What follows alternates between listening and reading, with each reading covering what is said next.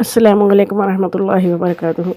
آج ہم ذکر کی فضیلت کے بارے میں دیکھ رہے ہیں کہ اسلام کے ارکان 5 عبادتیں ہیں: نماز، زکوٰۃ، روزہ، حج، جہاد، لیکن پورے قرآن میں ان میں سے کسی عبادت کو کثرت سے کرنے کا حکم نہیں ہے، مگر ذکر اللہ کے متعلق قرآن کریم کی کئی آیات میں بکثرت ارشاد ہوا ہے کہ ذکر زیادہ کرے، کثرت سے کیا کرے۔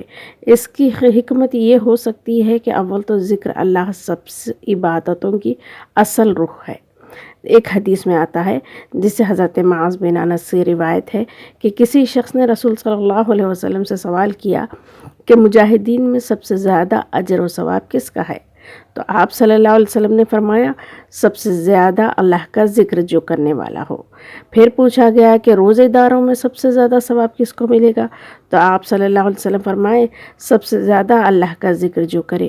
پھر اسی طرح نماز، زکوٰۃ، حج، صدقہ، ہر ایک عمل کرنے والے میں سب سے زیادہ کامیابی پانے والے کے بارے میں سوال کیا گیا تو ہر مرتبہ رسول صلی اللہ علیہ وسلم نے یہی فرمایا کہ جو اللہ کا ذکر زیادہ کرے وہی زیادہ مستحق اجر ہے۔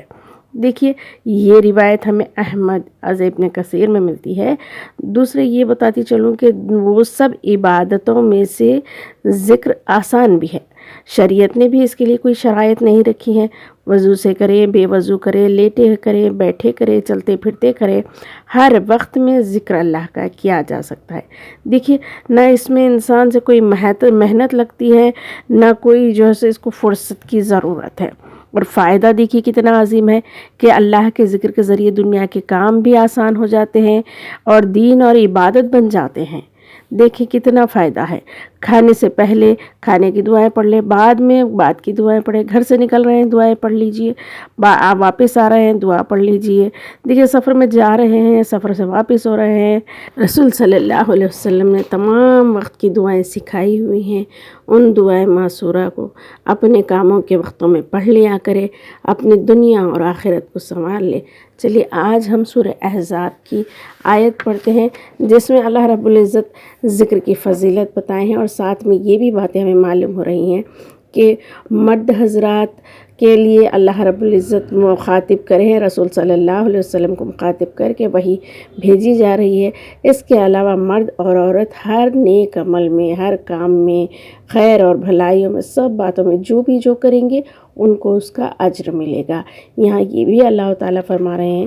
چلیے انہی ہم خواتین کے لیے خوشخبریوں کو پڑھتے ہیں۔ اعوذ باللہ من الشیطان الرجیم، بسم اللہ الرحمن الرحیم۔ سورہ احزاب آیت نمبر 35۔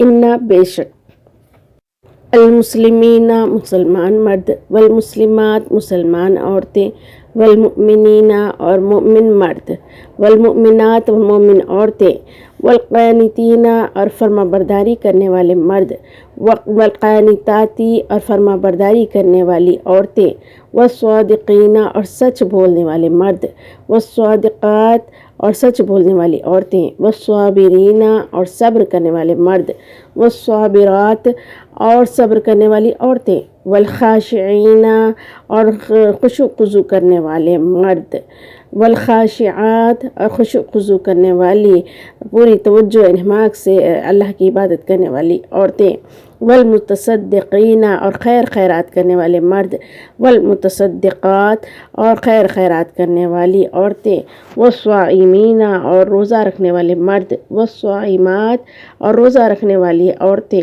والحافظین حفاظت کرنے والے مرد، فروجہم اپنے شرمگاہوں کی، والحافظاتی اور حفاظت کرنے والی عورتیں اپنے شرمگاہوں کی، والذاکرین اور بہت ذکر کرنے والے اللہ کا کثیراً بہت زیادہ، والذاکراتی اور ذکر کرنے والی عورتیں اللہ کا بہت زیادہ ذکر کرنے والی عورتیں۔